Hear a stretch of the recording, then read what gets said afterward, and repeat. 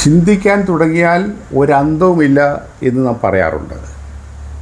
എന്നാൽ ചിന്തിക്കാതിരുന്നാലോ ഒരു കുന്തവുമില്ല. വെറുതെ ഇന്നലെകളെക്കുറിച്ച് ഓർത്തോർത്ത് ചിന്തിച്ച് വിഷമിക്കുന്നതിനാണ് നമ്മൾ ഡിപ്രഷൻ എന്ന് പറയുന്നത്.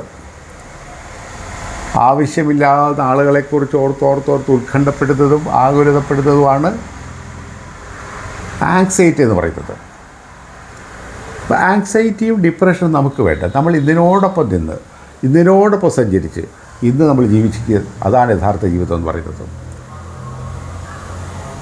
Past is a waste paper, present is a news paper, and future is a question paper. Just read and write carefully, or otherwise your life will be a tissue paper.